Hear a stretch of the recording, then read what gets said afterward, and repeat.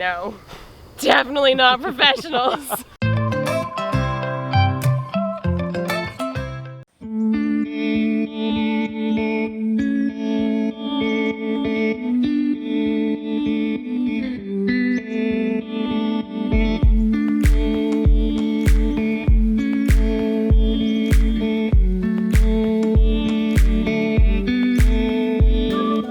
Good morning, beautiful people. All right, well, I was out here doing this. Every time I feed chickens on the ground, I see the comment, "You need a feed bowl." There's a method to my madness. As you guys have seen, we are about 2 days behind the cow following with the chickens. Because we only have maybe like 3 acres of grass, it's our yard. That's what we're feeding the cow. So we don't have cow pies littering the entire place. What these chickens are doing is they're taking cow pies. Let's see if I can find ones from yesterday. Okay, here we go. You can see right there, landmine. Well, what they do is they come behind and they turn that into this. It's like, where'd the cow pie go? There was one. There was one. And so what I'm doing is I'm dumping the feed on the cow pies. They go through these cow pies and they find all the fly larvae, stuff that they would eat anyways, and they're sorting through these cow pies and they're raking them out so much that they are no longer a landmine. So what that does is not only are the chickens getting fed by sorting through these cow pies looking for whatever they're eating, but the chickens are doing great. Sounds gross, but if you know anything about a chicken, that is the nature of a chicken. Yeah, it's a pretty cool system. Meg actually said, she was walking through and she said, "I love this system." She goes, "Honestly, I'd probably hate having the cow in the yard because you can't walk out here without watching where you step. But if we run the chickens through, I don't have to worry about it. All of this stuff that's raked in, the rain will just completely wash it in." So now we're feeding our soil, we're feeding our chickens. Win-win.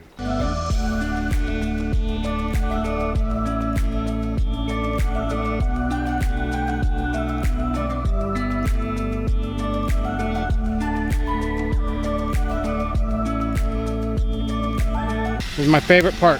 Look at her. She's like, yeah, pass over that, skip that, dessert first, get all the good stuff, and then come back and eat everything else. All right, so on the note of the cow, cross your fingers. We had the vet out and we did AI. Hopefully she's pregnant. We'll see if it took. Vet told us it's a 50-50 chance. That's not what I'm getting at. One of the things we're excited about, while the vet was here, we had her do the test where you take a hair sample from her tail and send it to a lab and you can find out what type of milk she has. And as it turns out, we got our test results back. This cow has A2 milk, which we kind of wondered because we've, shared some of this milk with various friends that have dairy problems and they can drink it. Yeah. With no problems. And we've wondered, it's like, well, we don't know if she's A2 or A1. And turns out she's A2. So, which is cool. Kind of made the cow a little bit more special. We're pretty stoked about that. We're really happy about that. For those who don't know what we're talking about or what that means, A1 versus A2 is just how the protein structure of the milk is laid out. And A1 tends to be less digestible or not digestible for a lot of people who have dairy issues. And then A2 is more digestible. A1 can also cause some other health problems. A2 doesn't tend to do that. So from what I've heard, A2 milk is similar to, I guess, our digestive system. Yeah. Our digestive system recognizes it. Yes. And we can actually get nourishment from it. Yeah, and digest it without all tummy issues. Yep. So that's really cool. Yeah. All right. So a little redo from yesterday. If you guys saw yesterday's video, we planted all these tomatoes. And we got ahead of ourselves. We were gonna put down weed barrier before we planted everything, and we forgot. I walked in the house last night after we'd planted and saw the roll still sitting there. I was like, we've made a terrible mistake. And the way we're gonna train these, they're gonna be up. They will not shade the ground. So there is going to be incredible weed pressure here. Redo. Well, sort of. We're not gonna uproot them or anything like that. We're gonna lay the weed barrier out. I've got a way I think it'll work. I think we can salvage. Oh, hush.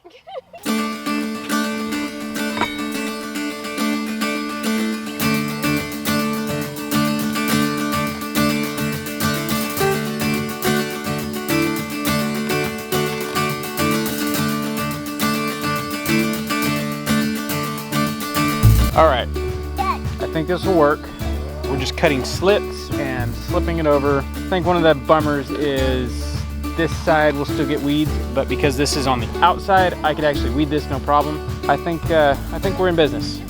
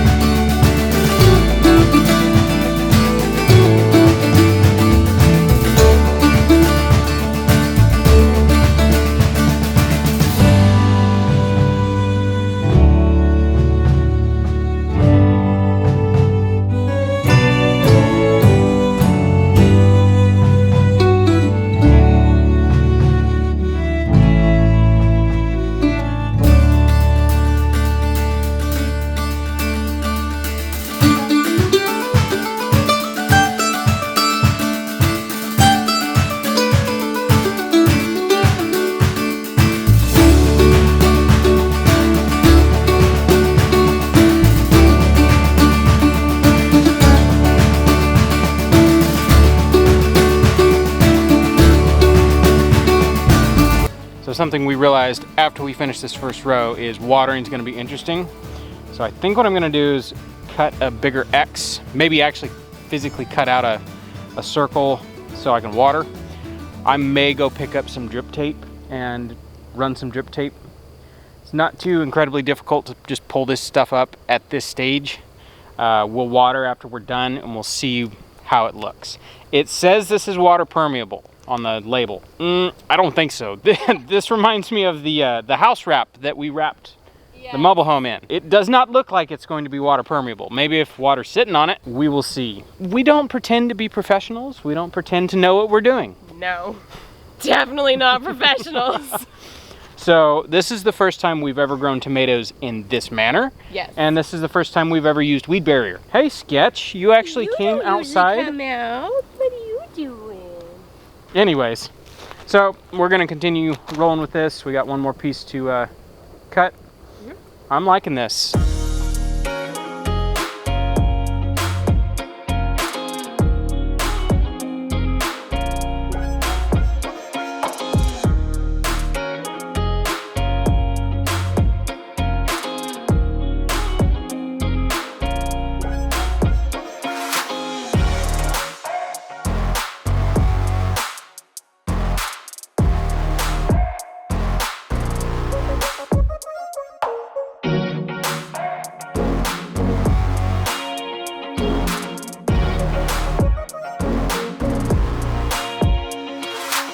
All right, we are done.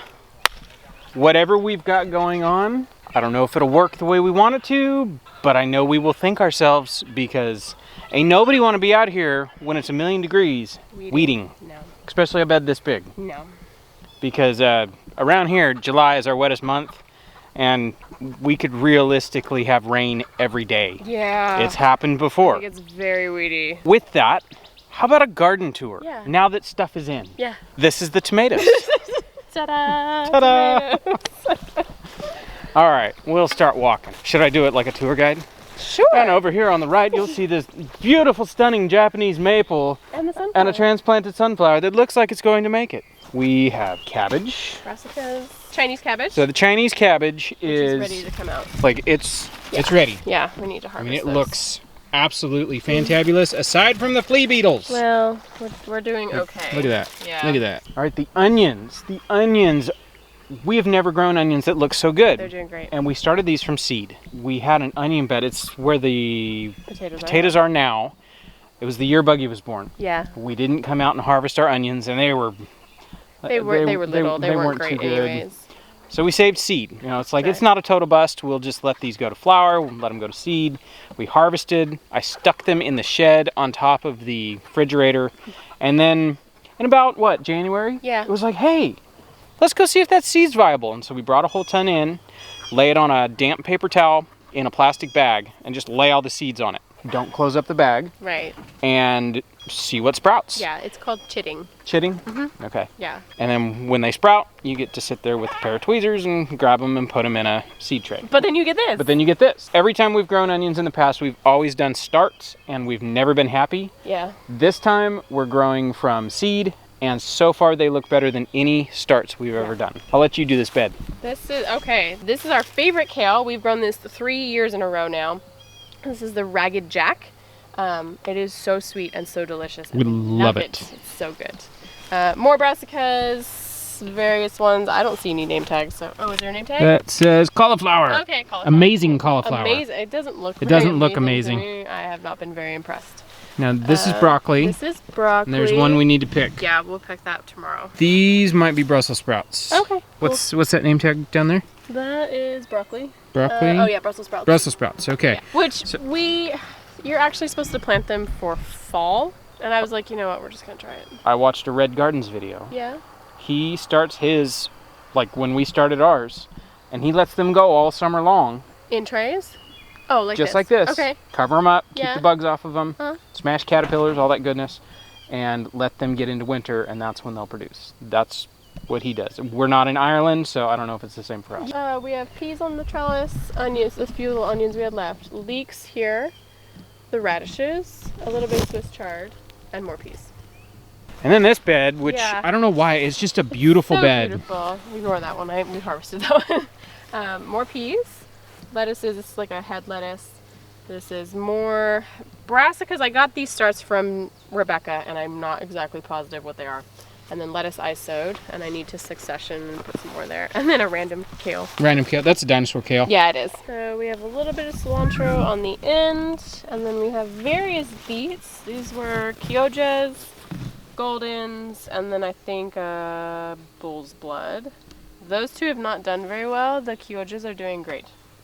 Wonder why. I have no idea. Bad seed or something? Maybe, yeah. And then these are turnips. And that's a loofah. And that's a loofah, yeah. And over here, we have asparagus, which we are just letting do its thing. And artichokes, which I'm really hoping we get something out of that this year. That is the second year. That came back this spring, Yes. and usually when they come back, they're going to produce. It's still pretty puny, so we'll see, but We'll see. here's hoping. Yeah. And then we have your pepper that you transplanted the other day, more artichokes, some sunflowers, that pepper. And I had chives in here, but they haven't come out. Nothing in that bed. That bed we just kind of never got to. I'm going to have to replace these boxes here pretty quick because they are falling apart. So we had a horseradish root from the store, and we stuck it in the dirt, and last year it did great, and this year it's going to seed. That's all right. It looks like it's shot out some more stuff. Yeah. We didn't dig it this winter, even though you're supposed to. We have some sunchokes that you're not supposed to plant them anywhere that you're like not okay with them getting out. I figured over here in this bed, isolated, they're probably fine. Sunchokes will spread via tuber. Yes.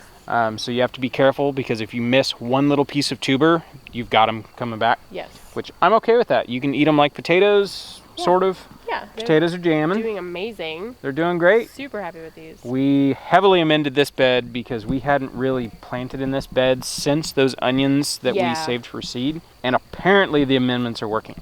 So the amendments we are using are Black Lake Organics. They're in Washington.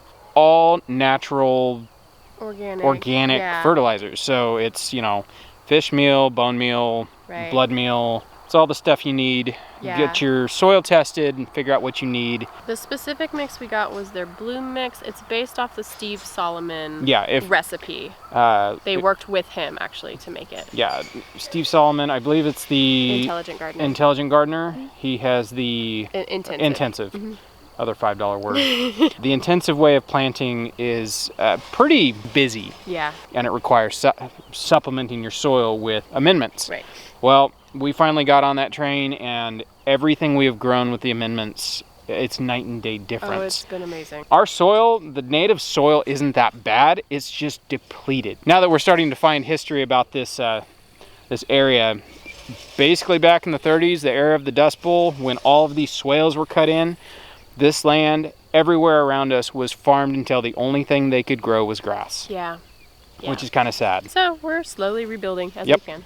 Peppers. Yep, you guys saw those. We have a little more space over here, and that whole bed's empty? It is right now, yeah. Okay. I think we were actually planning to do a small batch of maybe einkorn or wheat. I think the wheat is actually going to go out in the big bed. Cool. We just want to experiment. We want to see if you plant, you know, this much, a cup of wheat, what is the yield? Yeah. That kind of stuff. Just an experiment. And see if we could grow it here.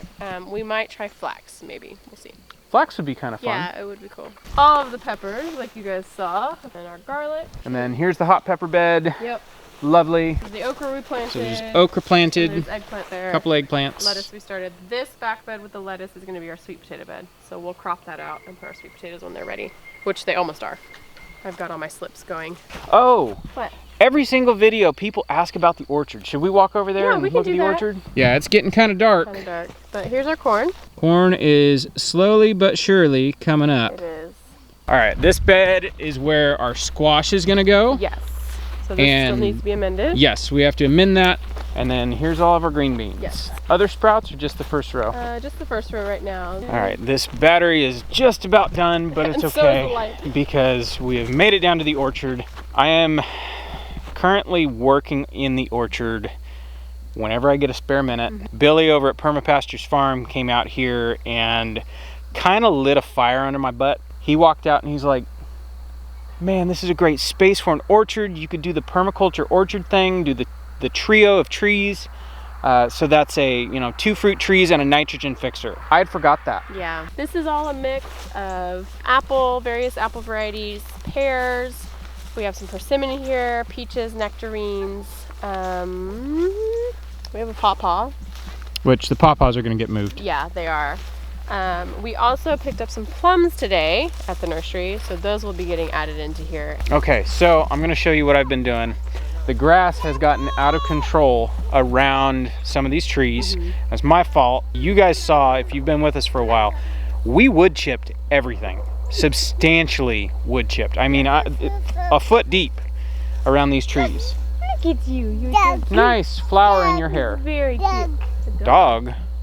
Oh, barking? Yeah, there's a dog barking. What I've been doing is I've been coming in, I've been doing the cardboard, put compost down on top of the cardboard in an attempt to smother the weeds, and it looks like it's working. We plopped that apple tree there. We've got a nitrogen fixer. We've got 3 trees around it, all fruit trees. We're still working out spacing on where to put the nitrogen fixers. How tight we want it. Yeah, and how tight we want it. So this little guy right there, that is a honey locust. I just pulled them up from over there. We have honey locust here, so might as well. The reason for it is because it's the nitrogen fixer food. We will continue to do this. I think I'm gonna get some mimosa trees. We're gonna intersperse some mimosas in here because those are also a nitrogen fixer. We've planted comfrey absolutely everywhere. Every single tree got 3 or 4 comfrey root cuttings. That's a comfrey coming up. And then we're gonna be adding berries in between everything. Blueberries. So blueberries. And we might throw some other things in here too. But random other things. Yeah. And we'll just start building a food forest. Yeah. All right, I think that's gonna do it. We are out of daylight. It's dark. We gotta go put that baby in bed. Yep. We will catch you guys on the next one. Bye.